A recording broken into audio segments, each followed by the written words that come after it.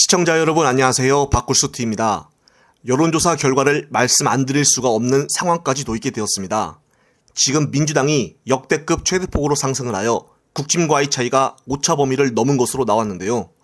종합뉴스통신사 뉴스픽 의뢰로 여론조사 전문기관 RN서치가 지난 12일부터 13일 이틀간 전국 만 18세 이상 유권자 1029명에게 지지정당을 물은 결과 국짐은 38%, 민주당은 47.7%로 집계가 되었습니다. 민주당은 직전 여론조사 대비 12.3%가 상승을 했고 국짐은 4.8%가 하락했는데요. 역대급으로 민주당이 상승한 것입니다.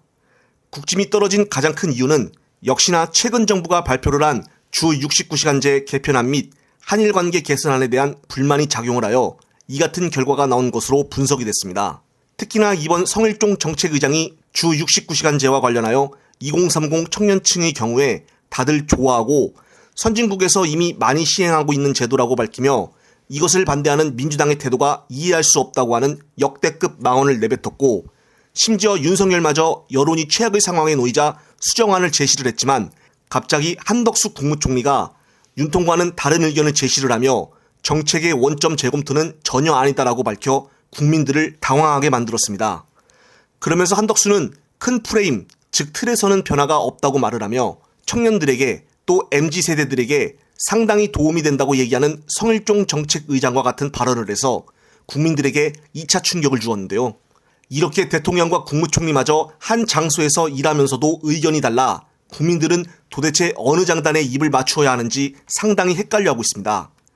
따라서 이 같은 무능력한 정부의 정책과 잇따른 망언으로 2030 세대들에게 큰 실망감을 주어 곧바로 여론전에 적용된 것인데요.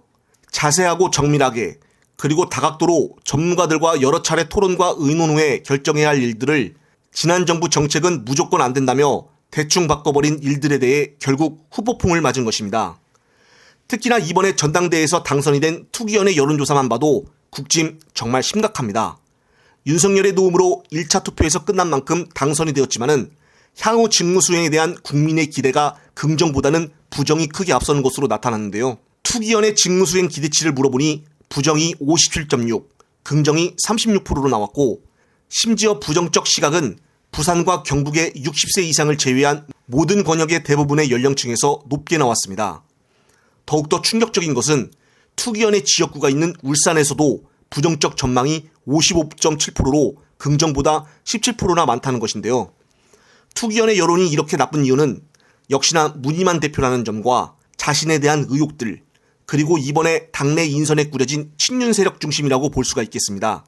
그리고 스트레이트 뉴스가 여론조사 기관 조앤 CNI에 의뢰를 하여 여론조사한 결과를 보면은 국민 절반 이상은 내년 4월에 치러질 국회의원 선거에서 현 정권을 견제하기 위해 야당에 투표할 것이라는 데 힘을 실었는데요.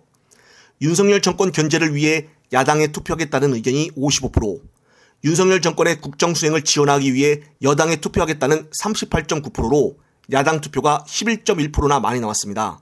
지금 여러 여론조사에서도 국짐과 현 정부의 여론 결과가 최악으로 나오고 있으며 민주당의 지지율은 역대급으로 올라가고 있는데요. 당내 수박들은 지지율이 낮아지고 있다라는 등 이재명 대표를 압박하는 모습을 보였는데 순전히 자신을 공천해달라고 하는 것일 뿐 당내 민주당에 대한 애정으로 말한 것은 아니라고 보여지는 것이 이번 지표를 통해서 확실히 나왔습니다. 특히나 이번 지지율들을 보고 수박들은 뭐라고 해명할까요? 당분간 입 다물고 잠적해 있지 않을까요? 영상을 보신 구독자님들의 의견을 댓글로 달아주십시오. 한번 살펴보겠습니다. 이번 영상은 여기까지입니다. 영상이 유익하셨다면 구독, 좋아요 한 번씩 눌러주십시오. 영상 제작 시에 큰 힘이 됩니다. 시청자 여러분, 시청해주셔서 감사합니다.